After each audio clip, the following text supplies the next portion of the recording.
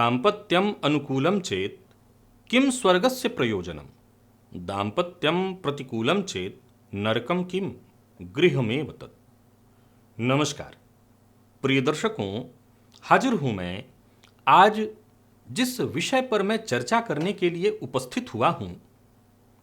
देखा जाए तो ये जो समय चल रहा है दीपावली का समय है, साधना और आराधना का, विवाह से संबंधित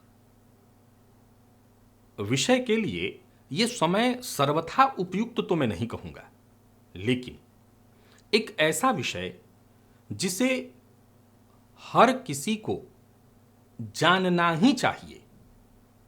और इस दृष्टिकोण से देखें तब तो फिर इस विषय के लिए आज का दिन हो, कल का दिन हो, हर दिन बेहद आवश्यक और बेहद उपयुक्त है। प्रिय दर्शकों, दाम्पत्य जीवन में यदि अनुकूलता हो तो स्वर्ग का क्या प्रयोजन है, और दाम्पत्य जीवन में यदि प्रतिकूलता हो तो नरक ढूंढने कहीं नहीं जाना, नरक वो घर ही है, ऐसा नीति शास्त्र के विद्वान कहते हैं। प्रिय दर्शकों, विवाह से पूर्व कुंडली मिलान बेहद आवश्यक है। कितना आवश्यक है ये बताने की आवश्यकता नहीं। आज कुंडली मिलापक न हो पाने के कारण हमेशा याद रखिए कि लोग सोचते हैं कि कुंडली मिलापक केवल इसलिए जरूरी है कि दंपत्ति में आपस में प्रेम बना रहे। मैं समझता हूं नहीं, इससे ज्यादा आवश्यक इसलिए है क्योंकि यदि कुंडली मिलापक नहीं होगा तो विवाह का जो मतलब है सनातन धर्म के दृष्टिकोण से भारत में, वो केवल और केवल है वंश वृद्धि, एक ऐसी संतति को जन्म देना जो समाज के लिए, देश के लिए, मानव जाति के लिए कुछ न कुछ करे। और वो तभी संभव है जब दंपति के मध्य प्रेम हो, वो एक दूसरे को समझते हों। इसके लिए जन्म कुंडली का मेलापक बेहद आवश्यक है। प्रिय दर्शकों, जन्म कुंडली के मेलापक से संबंधित बहुत सी बातें, बहुत से कार्यक्रम मैंने बनाकर के आपको पूर्व में भी बता रखा है। आज एक नई बात आपको बताने जा रहा हूं, और ये नई बात मैं समझता हूं कि आपको कागज पर कहीं नोट करके रख लेना चाहिए। देखिए, कुंडली मिलापक में हर चीज मिलना मायने रखता है। जातक और मांगलिक है तो जातिका भी मांगलिक हो, यह मायने रखता है। कुंडली में अष्टकूट का मिलान मायने रखता है। कुंडली में गुरु का मिलान, राशि का मिलान बहुत मायने रखता है। सम विषम राशियों को देखना बहुत आवश्यक है। नाड़ी दोष न हो इस बात को देखना बहुत आवश्यक है। लेकिन कई बार चीजें, मैं खुद ही इस बात को स्वीकार कर रहा हूं कि आज के इस परिवेश में कई बार समुचित ढंग से सब कुछ नहीं मिल पाता। वहां पर माता पिता बहुत परेशान हो रहे होते हैं कि विलंब हो रहा है, तो कम से कम, अब जैसे नाड़ी दोष का कोई काट नहीं है तो उसके लिए तो मैं सिर्फ एक ही बात कहूंगा कि नाड़ी दोष है तो विवाह ऐसे न किया जाए। ग्रह मैत्री का कोई काट नहीं, आपस में लड़ते ही रहेंगे दोनों, तो फिर मैं कहूंगा वहां विवाह न किया जाए। लेकिन अब मान लीजिए कि जैसे देवगण और राक्षसगण है, ये आपस में लड़ेंगे, ये फाइनल है कि देव और राक्षसगण का विवाह हो रहा है तो आपस में लड़ेंगे ही लड़ेंगे। एक मांगलिक है कि मांगलिक नहीं है, पर फिर भी कुंडली की मैचिंग है और उसमें विवाह हो सकता है। तो कुछ ऐसी भी चीजें हैं जिन्हें हम और ज्यादा समझने का अगर प्रयत्न करें तो विवाह उनका सुखद हो सकता है, और वो है वर और कन्या का जन्म माह। किस माह में जन्मे वर का विवाह किस माह में जन्मी वधु के साथ यानी कन्या के साथ होना चाहिए, यह मैं आज आपको बताने जा रहा हूं।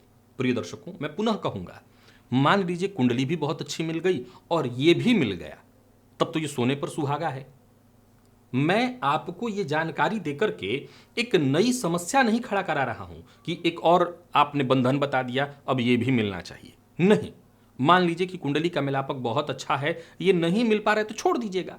मैं हमेशा याद रखिए कि मैं ज्योतिषी हूं और परिस्थितियों के हिसाब से मैं ढलना जानता हूं, लेकिन कुछ चीजें ऐसी होती हैं जहां मैं खुद भी नहीं ढलता और वहां साफ साफ शब्दों में आपको मना कर देता हूं। कई बार लोगों को बहुत बुरा लग जाता है, लेकिन मैं तब भी टस से मस नहीं होता कि जो चीज सत्य है वही सत्य है। इसे बताने के पीछे एकमात्र उद्देश्य यह है कि अगर बाकी की चीजें मिल रही हैं, ये भी मिल जाए तो आपके बेटी की, आपके बेटे का जीवन बेहद सुखद हो सकता है। क्या आप नहीं चाहेंगे? कि जो मतभेद या परेशानी आपके जीवन में रही है वो आपके बच्चे के जीवन में नहीं हो। क्या आप नहीं चाहेंगे कि आप यदि पति पत्नी बहुत सुखद जीवन, दाम्पत्य जीवन अगर आपने गुजारा है तो आपके बच्चे का भी उतना ही सुखद हो? इन बातों को भी जरा नोट करिए और अपनी कुंडली में भी एक बार मिला करके देख लीजिए। यदि युवक वर पुरुष का जन्म चैत्र मास में हुआ हो तो ऐसे युवक के लिए, जातक के लिए श्रावण मास, आश्विन मास और मार्गशीर्ष मास में जन्मी कन्या अत्यंत श्रेष्ठ होती है। उससे यदि विवाह किया जाए तो दोनों का जीवन सुखद होगा। यदि आप वर के तरफ से हैं, यानी वर के माता पिता हैं, तो आपको इन माह की कन्याएं मिल जाए तो अत्यंत श्रेष्ठ।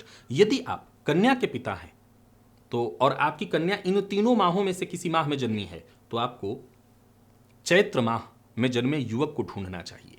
मिल जाए अत्यंत श्रेष्ठ।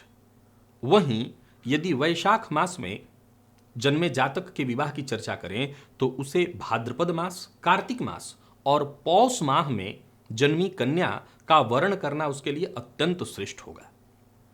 ज्येष्ठ मास में यदि जातक का जन्म हुआ है तो उसके लिए आश्विन मास, मार्गशीर्ष मास और माघ माह में जन्मी कन्या अत्यंत श्रेष्ठ होगी। यदि युवक का जन्म आषाढ़ मास में हुआ है तो उसके लिए कार्तिक माह, पौष माह और फाल्गुन मास में जन्मी जो कन्या होगी वो अत्यंत श्रेष्ठ होगी। अगर उससे विवाह किया जाए तो दोनों का दाम्पत्य जीवन सुखद होगा। श्रावण मास में जन्मे युवक के लिए मार्गशीर्ष मास, माघ मास और चैत्र मास में उत्पन्न कन्या अत्यंत श्रेष्ठ होगी। मैं फिर से कहूंगा कि यदि कन्या इन तीन माहों में जन्मी है, नहीं मार्गशीर्ष, माघ और चैत्र में, तब उसे इस बात का ख्याल रखना है कि उसका विवाह जिस युवक के साथ हो, जिस वर से हो, उसका जन्म जो है वो श्रावण मास में हो, तब जाकर के दोनों का दाम्पत्य जीवन सुखद होगा। भाद्रपद मास में जन्मे बालक के लिए, युवक के लिए पौष माह, फाल्गुन मास और वैशाख मास में जन्मी युवती अत्यंत श्रेष्ठ होगी। तो वहीं आश्विन मास में जन्मे पुरुष के लिए माघ मास, चैत्र मास और ज्येष्ठ मास में जन्मी युवती अत्यंत श्रेष्ठ होगी। कार्तिक मास में यदि बालक का जन्म हुआ है तो उसके लिए जो कन्या ढूंढनी है वो वैशाख मास में, आषाढ़ मास अथवा फाल्गुन मास में जन्मी हो तो वो अत्यंत श्रेष्ठ होगी। वहीं मार्गशीर्ष मास में युवक का जन्म हुआ है तो उसके लिए ज्येष्ठ, श्रावण और चैत्र माह में जन्मी युवती अत्यंत श्रेष्ठ होगी। पौष मास में जन्मे जातक का विवाह वैशाख, आषाढ़ और भाद्रपद मास में जन्मी कन्या से हो तो अत्यंत श्रेष्ठ। तो वहीं माघ मास में जन्मे युवक का विवाह यदि ज्येष्ठ, श्रावण अथवा आश्विन मास में जन्मी युवती से हो तो अत्यंत श्रेष्ठ होगा। तो वहीं फाल्गुन मास में जन्मे युवक का विवाह यदि ज्येष्ठ मास में, श्रावण मास में अथवा आश्विन मास में जन्मी कन्या से हो तो ये विवाह अत्यंत श्रेष्ठ होगा। दोनों दंपत्ति सुखद जीवन जी सकेंगे। प्रिय दर्शकों, अब पुनः उस बात को समझाना चाहता हूं। इससे पहले तो आप एक दो बार सुन करके, जाहिर सी बात है आप चाहें तो वैसे तो सब नोट कर लीजिए, लेकिन आपका वाला जो है उसे विशेष रूप से नोट करिए। अगर आपकी बेटी है तो भी आपको नोट करके रखना चाहिए, बेटा है तो भी। आप अपने ऊपर भी अगर आजमा लीजिए, अगर आप दोनों पति पत्नी इन्हीं नक्षत्रों में, इन्हीं मासों में जन्मे हुए हैं तो आपके लिए कहीं ना कहीं सुखद स्थिति अवश्य होगी। प्रिय दर्शकों, अब पुनः वो बात आ जाती है कि क्या इस विषय को बता करके, पहले अष्टकूट उसमें से भी मैंने कम कर दिया था, 6 बिंदु बता दिए थे कि 6 कम से कम मिलने चाहिए। एक नई समस्या मैं खड़ा नहीं कर रहा हूं कि एक और चीज मिलाएं। देखिए, कई बार जब आप मेरे पास आते हैं, कई बार आप ये कहते हैं कि मेरा बेटा या मेरी बेटी प्रेम विवाह करने जा रहे हैं, तो कई बार वहां चीजें मैच ही नहीं होती।